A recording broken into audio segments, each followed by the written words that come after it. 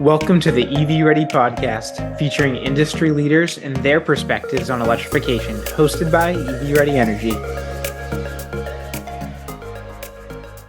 Hey everybody, welcome to the EV Ready podcast. I'm grateful and excited to have Raphael, National Grid Electrification Program Manager, on the call today to talk a little bit about the electrification industry, what she's doing at National Grid, and get her take on things. So thank you, Marie, so much for joining. Well, thank you for having me, Chris. Yeah, this is awesome. I love having people on at the utilities because I think in many cases, the importance of the utility isn't always understood tied to the project initially. And National Grid is at the forefront of progression around electrification and some of the things that the company's doing. So I couldn't be more grateful to have you on and have a representative of National Grid on to kind of talk about where we are today. But to kick it off, can you tell us a little bit about yourself and your history? Sure. So I'm actually a program manager for the workplace and public EV charging station program that we have. We grew our little group. We only had 3 or 4 folks. Now we doubled in size for phase 3.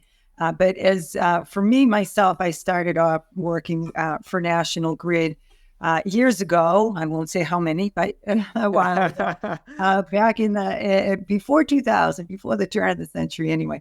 And I started off, I had a little bit of a very short stint in customer service, which was great because it really gives you an idea of what customers are dealing with. And from there, I went on to what we called conservation and load management at the time. So it was a brand new program. And we were one of the first utilities, in Massachusetts, to offer that rebate programs for putting in energy efficient lighting or energy efficient equipment. And from there, I went on to more of a business, working directly with businesses and having a certain group of businesses and dealing with everything from a new construction project coming through their town to a problem with their bill or a floodlight out at the mayor's house, all those kind of issues. So very well rounded in that respect. And then we reorganized several times. And from there, I went on to small business, managing some small businesses. And then I became a manager of what we call our Project Expediter program. And that's a program. It's also energy efficiency based, but we hire a group, but we don't hire them because we don't pay them for these services. But we go out to bid and we get a group of external vendors who act as a sort of an extension of our own internal sales force, working with customers. And they do everything from helping the customer with the application process to installing the equipment, providing it. And then a lot of customers will then reassign their rebates to these vendors because they don't have to pay that up front, and it's a great process. And so it works out well. I did that for a number of years and then migrated over to our new EV charging station program in 2019. That's when we began with our phase 1 and offering it to commercial customers. We didn't offer rebates for DC fast charge stations, but we did for the infrastructure. We did offer rebates for level 2s and the infrastructure. So I've been there since we just got through phase 1, and we had a stretch goal of 680 stations to get installed. And we actually just crushed that with 989. So there was a lot of interest in EV charging stations, and it worked out well. It was, initial program, just getting our feet wet into that space. And now this year we're approved a phase 3 program. Very similar, but there's some discrepancies in what we offer. And it's been a slow start because we didn't have a program for a year while we were waiting to get approved. But we're, gradually building back that base, and hopefully we'll have that hockey stick coming up, getting so many more charging stations, charging ports installed. Just to give you an idea of magnitude, in phase 1, it was about 21 million was the program size. And in phase 3, it's 206 million. So our goals have increased by tenfold at least, and so has in our budget. Got it. Yeah. And, having participated in your program, it's just been, over the past several years, it's been met with so much interest. And it's not shocking to hear the numbers that you're throwing out there, because I know how excited everybody is in the territory about using the program to install charging stations. And yeah, it's just been great. Tell us a little bit about the first program, like some of the successes of your first program, but maybe some things that you were looking to adjust in the second program, and how that second program is sort of materializing right now. Yeah, the first program was, it was our, as I said, kind of getting our feet wet in that space in terms of offering rebates to customers. What we decided to do right from the outset, which was one of the reasons why I came over, was to go out for an RFP and see if we could get some vendors, in that space. We have internal sales reps that handle, mostly large commercial customers. But as you know, a lot of these charging stations aren't necessarily installed there. They might be installed at these smaller mom and pop shops or 7-Eleven so it was a great way to expand our own internal sales force. So we brought on over 20 vendors to handle Massachusetts, and they, took the ball and ran with it. And a lot of them came from the EE space, the energy efficiency space, and now we're migrating into EVs. So they knew our programs, they knew, how we structured them, they knew our policies. And so it was a great fit to bring some of those folks over, and along with a bunch of new folks over into this space. And that really has worked out the best because, out of all that, all those 989 stations that we've paid, about 70% of those came from this group of vendors. They were very instrumental in our program growth. And so, of course, we've continued that into phase 3 because we know how important that is. Phase 3, like I said, is tenfold. So I did not think that the percentage of what they carried would be as great because it's just too much. And I just had a meeting the other day, and yep, they're at 70% of a much larger goal. So they're growing as well. And I think a lot of them have adjusted internally to be able to meet those needs. So that was a big thing. Phase 1, like I said, we worked with a lot of, commercial, industrial. What we found is the municipal market was really growing in phase 1. We had a ton of municipal projects. We also emphasized projects meeting an environmental justice criteria. Those projects we paid a little bit more money for. In phase 3, we're actually expanding on that even further.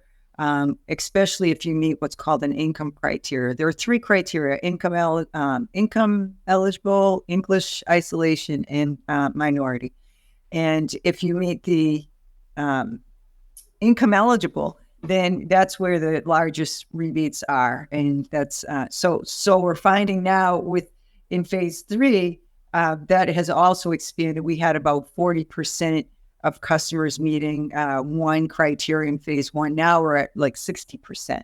So people go where the money is. And also the flip side is in phase 1, we didn't offer funding for DC fast charge stations. We did for the infrastructure. In phase 3, we are offering money for DC fast charge. And the charts have flipped. We were so far behind with DC fast charge. Out of the 989 in phase 1, only 25 were DC fast charge. It's the exact opposite now. We're almost at least what we've received for applications, we're at like in 4/5, 2/3 of what we would hope to install. So not paid, only applied for. So it doesn't count until they're actually installed and paid, which takes a while. Yeah. I remember participating in that first program, and it at that time it was 2017. The Model 3 was just getting released, or 2018 to 2020, whenever that was. But isn't it crazy how fast things change? Oh my goodness, it's just wild, and it's not surprising to hear, because I think obviously DC charging is a little bit more expensive, and I think National Grid has shown that they want to build public infrastructure that's available so that people can buy electric cars in the utility territory and other ones that are surrounding it and benefiting from the program as well, obviously. But can you help define for people that maybe don't know anything about the program and how it's structured? What is Make Ready? What is level 2 versus level 3, and how you guys are trying to subsidize charging infrastructure and potential solutions with the program? Sure. There's a lot of questions in there. So I'm trying to remember what was the first one, but the main one is this. If you can define the program for us, so that people understand it, that would be great. All right. Well, our whole point as a utility is we know this is our business is installing electrical infrastructure. So it really makes sense for the utilities to be involved in this space. We feel like we're in a perfect position to expedite the installation of charging stations, increasing the number of ports in Massachusetts. The state has some pretty large targets where they want to get EVs off the road. I think by 2035 is Massachusetts state of only selling EVs. As a company internally, we're also right in line with that, and we're converting over our own fleet to electric vehicles. And we have a goal of, I believe it's 2030 to convert them all over to electric. Everybody's in that, in that mindset now. And it's like you seeing that hockey stick starting to rise. If you look at maps of Massachusetts where the EV drivers are, and you're seeing in some cities and towns, it's up to 30%. So in others, it's a lot lower. But so our whole purpose was to, really clean up those greenhouse gas emissions. How can we get involved? And, transportation is the biggest contributor. So that's where we feel we can really make an impact. So the way our program works is we provide funding for installing EV charging stations. And Chris, you referred to Make Ready. I don't really, that's a weird term, make ready. What does that mean? It's really the installation. It's really, the trenching, getting your property ready to install an EV charging station. So if you think about, the work that gets done, bringing it to where your panel might be or where your service is to the charging station itself. So we're looking to pay about 100% of that, or up to 100% of that cost for the customer. We do have cost caps right now, which is $5,700 if you don't need a new service from National Grid, $6,700 if you do per port. So like a dual port station, and this is on the commercial side, would be up to $13,400 for the installation. And then on top of that, we're providing funding for the stations themselves. And it really depends on if you're a municipality. This is where it gets stickier than it was in phase one. And the reason why it gets a little stickier is because in phase three, we want, the state wants all these programs to look similar. So we got together with Eversource and Unitil, and we're trying to have the same program guidelines. In phase one, we offered funding for level 2 stations. Eversource did not, and except for in environmental justice community. So when we came together now, okay, so do we offer money for the charging stations? Is that part of our proposal or not? And we compromised, and for municipalities, we will for ports, and it's where it gets sticky, like I said, for ports 3 through 10. For non-municipalities, for ports 5 through 10.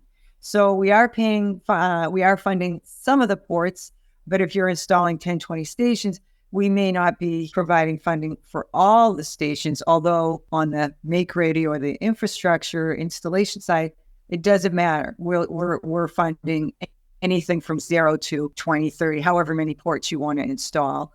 So it only affects the charging station costs, and the majority of the costs are actually in the installation anyways. So that's the good news, that we're covering such a large part of that cost. We're also offering in phase 3 a stipend for networking. We do require these projects to be network, especially in order to receive a rebate for the station, it has to be publicly accessible. So for publicly accessible stations, we also offer a stipend for networking, and it's $480 a port, which is supposed to cover $120 stipend for up to 4 years. So why do we require it to be networked? It's really, if you're not networked, there's a lot of things that you can't do with the station. Probably, if you're installing a small station at a residence, probably a level 1 station, that's a very slow trickle station. But some are installing level 2 stations. You don't need networking. But for commercial customers, for publicly accessible customers, you should have that, because there's so much, and I know Chris can speak to this better than I about, how you are able to charge for using the station, how you're able to tell somebody, okay, your car is charged, can you leave so somebody else can use the station now? There's all kinds of things that you can incorporate in there. And as a utility, we're not looking for specific individual users. We're trying to really look at trends. And so without that networking information, it's like a subscription. You cannot, we wouldn't know, are these stations that we're investing so much money in, are they actually being used? I mean, we want to make sure we're getting, what we're paying for. And if they're not, if there's one segment that just doesn't use them, or, maybe we have public multi-unit dwellings and fleets and workplace is our general categories. Somebody installed them, we paid for them, nobody's using them, or something like that. So we just want to really look at that information, look at trends. Should we restructure our rates? There's all kinds of things we look at when looking at that information. So I'm really going way down the road. No, this is exactly why you're on. I appreciate it, Marie. Like that, this is good information. My other question for you is this: how does the state's program tie into your program, and how do you work with the state? So the state has there's some funding that they offer for buses and for other things, but there's a couple of the largest state program we're working with a lot that we coordinate with is called Mass EVIP. Mass EVIP is a organization out of the Massachusetts Department of Environmental Protection, and they offer rebates as well, or they offer funding. And typically the way it works is if you are a National Grid or Eversource customer, and we require you to apply for public funding, the state wants you to apply, the DPU wants you to apply for public funding, because if the funding comes from Mass EVIP, it reduces the load on our own ratepayers who are responsible for funding our programs. So, it makes sense that you would need to apply for public funding first, or at the same time, I should say. What happens with that is if you're approved, they have similar programs, then we would deduct whatever you're approved from our calculated rebate. So if we work together with them, they provide us with reports so that we know what customers are being funded. But it's a great way, again, to reduce the impact on our own ratepayers, or, it actually could help us get more stations installed because, we could use that budget more efficiently. So you do need to apply for Mass EVIP if you're eligible. Not everybody's eligible. A customer has to have at least 15 employees, I believe. You can go on their website and find out what all their eligibility rules are. But it is a good place to start. I always tell customers across the country that, if you can try and find the right time to make your investment, because sometimes this can be really expensive. And Massachusetts is kind of the shining example right now of state and utility working together to help electrify and make it easier to make that transition. So that's why I want to go through that, just because it really is unique. And if you are looking to install charging stations in Massachusetts, there really is no better time than right now, but also it's probably the most lucrative circumstance in the United States. We have a National Grid, Eversource in the state to thank for that. So my next question for you, Marie, sort of jumping away from National Grid and that specific program, but obviously, like, National Grid has other counterparts across the country that are doing similar things that you're learning from. You're maybe taking some things from, maybe they're taking some things from you. What are some of the other things that are happening in the industry that sort of shape how you think about things? Oh, that's a loaded question. I'm a little bit more pictured into the what we're actually doing. But, we do know that we were one of the first to do a pole-mounted demonstration. We did a pole-mounted pilot in phase 1, where we know it's really important how access to charging stations is key. And so if you live in an apartment building and you just have on-street parking, where are you going to charge your vehicle? It's not encouraging you to get one if you don't know where you're going to park it down the street or wherever, So we did a pole-mounted project where we had charging stations installed on poles, and the hoses. What do you call those? They come down, and you could charge your car. And then we tried them because it was one at a golf station, so it was kind of cool just to watch it come down. You plug it in your car. It's a level 2 station. You get an hour or two out of it. You top your car off, and you're all ready to go.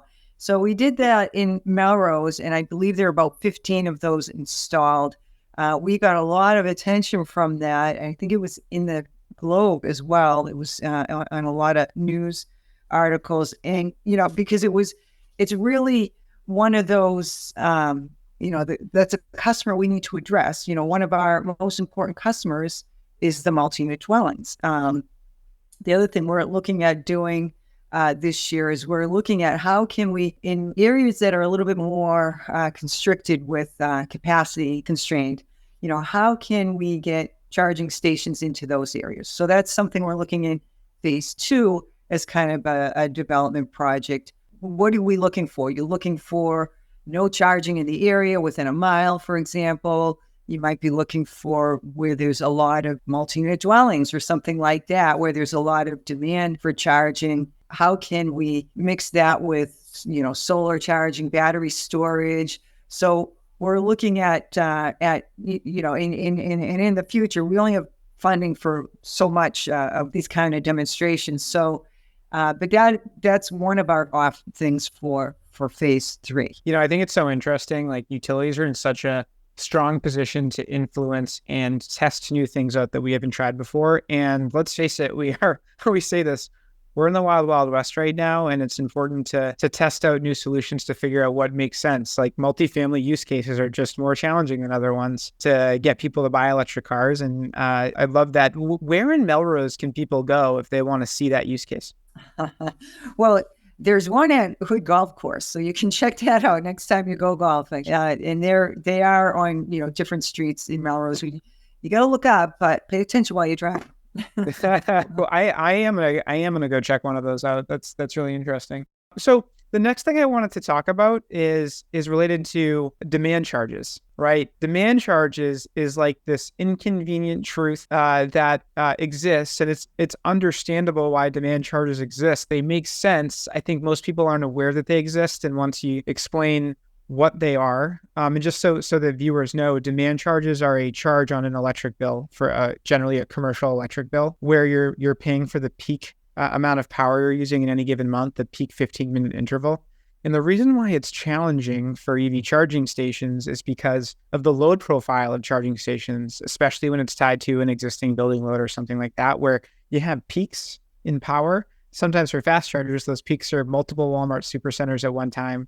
And then maybe the stations aren't used for a while. So it's just this really unique load profile. And sometimes it can be a little bit more expensive on the electric bill. And I know that National Grid and Eversource have been working with the state to come up with a rate that could potentially help customers on the demand charge side. So I just wanted to give you a chance to talk about that for a second. Sure. So we did come up with an approved rate now. It's been approved, I think, in July. It's a demand charge alternative rate. And essentially what it, as Chris explained, it's looking at trying to mitigate those peaks so that a customer doesn't, customer isn't discouraged from installing an EV charging station. It's typically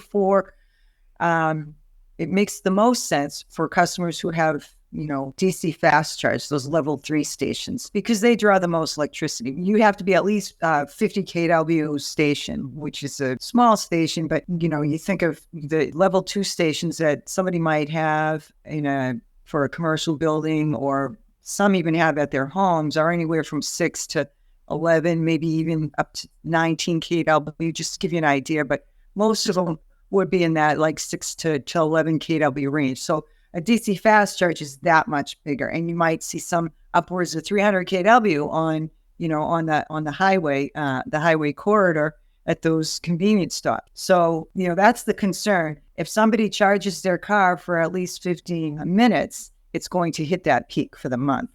So we developed a rate. It's kind of you have a lot to balance there, because there's a lot of infrastructure on the utility side involved, a lot of costs involved in order to support that station. We really, as a company, we really have to make sure that those costs are covered. So that's one thing we have to balance against the cost to the customer. But for the demand charge alternative, and like I said, you might have 1 or 2 DC fast charges that you're separately metering, or you might have a bank of 10, 20 level 2 stations. As long as they're separately metered, then you would be eligible for this rate. And it doesn't matter if you install these through our program or if you installed them before, as long as they're separately metered.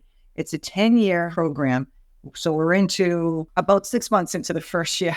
So there's plenty of time left to sign up. But we look at your load factors. So it has to do with what your usage is, during the day versus overall what your usage is during the month. And if your load factor is less than 5%, then we're going to provide 100% demand charge discount. So we're going to take care of that. The first year, we're just going to provide 100% no matter what your load factor is. But in years 1 and years after that, then we will provide a discount, and it goes down. The discount starts to drop a little bit in percentage wise until you hit 15%. Once you hit a 15% load factor, then the discount goes away because it makes much more sense. You're spreading those kilowatt hours over the whole month, and that's what you should be paying for. The stations are being used as designed. So, it makes much more sense. Yeah, I love the National Grid's doing that. And I think this is going to be used across the country as an example of how utilities can make it easier for station owners to make investments in EV charging that are serving their employees, that are serving their customers at their location. So I love that this is happening. And if anybody ever wants to understand that load factor calculation or understand tariffs, it's certainly something, if you reach out to EV Ready, we can have a discussion about. But I love the strategy. It makes all the sense in the world, and it's leading the way. So thank you. Maria, I just have one last question for you. You've been in the industry in the most interesting time, well, as have I, but you've had the most interesting perspective where you're working with so many different companies that are out there right now. And you know better than anybody that there are always new companies entering the industry that are, doing certain things. So without, naming any names or putting anyone in a negative light or mentioning, brands, could you talk a little bit about some of the things that you really like that you're seeing, and then some of the things that you think could be improved by the charging vendors in general? Yeah. Well, we have a process where we onboard charging stations. If there's a customer, as a National Grid customer, you have to use one of the stations that's on our eligibility list, and that's on our website. And if it's not there and you want to use another station, you can do that. You just have to apply through an RFP process. It's they just have to fill out some paperwork. So we are looking for things. For example, those that are easily networked. We found there's some stations that aren't always compatible on the networking side with the station itself, and there's been some issues with that. So we want to make sure that we're able to collect that networking information. That's why that's important to us. The key thing is the uptime. We don't want to have stations out there. We don't want to get complaints, of course, but we want the complaints. We want to know, but we're hoping that we don't get complaints about stations not being operational, because that discourages anybody from purchasing an EV. So that is really a key component. And so again, we vet these stations out. There are certain qualifications that they need to meet and to be on our eligibility list. That doesn't mean that some of them you might have a separate, a different problem with. And so, and without naming names, I know we did have a problem with one of them last year. And that, it's funny because word gets around and everybody just stopped buying that equipment. And then, and moved on to some, but we have all kinds, some that have the whole, the panel inside the building, and then they just have a couple of, it's very easily accessible, so you don't have to put bollards to protect them. Then we have the traditional ones that you see installed that look kind of like boxes with the two plugs on both sides. So, we like to see that they're operational again. And we find out because we collect networking information. And if all of a sudden we're not getting the networking information anymore, we know that the station is not operating, and we reach out, what's going on? Why aren't we getting the networking information? So that's, again, that's really the most important thing, is that they're working and they're compatible. And our, we're looking for stations that are compatible with every car. That's one thing is, we have that. We weren't able to offer rebates for Tesla stations because they're only good with Teslas, This is a public program. All our ratepayers are paying for it. So we want to make sure that accessibility is key as well. You just hit on such an important point. I think like generally when you're not in the EV space and your boss tells you got to go find a charging station and figure out how to get it paid for in some way. If you're not in the industry, you probably assume this is what I would do, is that an electric plug works as well as a gas plug. But I think the reality is gas stations are 100 years old and they're at the, end of the growth of their technology, whereas charging stations are in its infancy and so many companies are entering the space right now that sometimes maintenance and uptime can be a little bit of an afterthought. And it's almost impossible to pick one company for a program. You want to make sure that you have optionality, but also making sure that those stations that you're saying are approved are being supported. It's a challenging uptaking, I imagine. And I think for anybody who's looking to install charging stations, I think it's important to talk to an expert to understand the dynamics of different charging stations and how they're made and how they're supported and the details of the warranty that's being offered and who's executing on that warranty and all those different things. But I love that you brought that up because that is a real challenge in the industry that I'm sure you're trying to wipe out as much as possible for your program. Oh, yeah. Yeah. The other thing is, as you were talking, I was thinking about the other thing that we're pretty happy about is that, we feel like we're making a difference in the whole space in terms of more jobs, bring on more jobs, because we don't say you have to use this vendor or that vendor. You can use whoever you want. Yes, we have a list of vendors that participate, but you can use whoever you want. Some utilities say, no, you just have to, we're only using, these 2 vendors or 3 vendors or whatever. That has been great. And the thing is we're not saying to anybody, you can only use this station or this station or this station. As long as you provide us so that, the manufacturer can provide us with the information we're looking for and it passes what we're, our review, then that's fine too. So we're trying to be, as what do you call it? Agnostic. Possible. Yeah. Yeah. And just and invite everybody into this space and everybody who has the capability to be in this space, but, with some vetting, of course. But and that's really, I think, been why we did so well in phase 1 as well. Yeah. I mean, everything from a guy in Boston who's been in the industry, you've done a great job. National Grid's done a great job, and definitely grateful to have such a progressive utility in the state. I think that is all the time we have now. So Marie, thank you so much for joining. Really appreciate it. And no one else probably knows this. Marie and I go to the same coffee shop, so I'll see you at Zoomy soon. Okay. Thank you, Chris. Thanks for having me.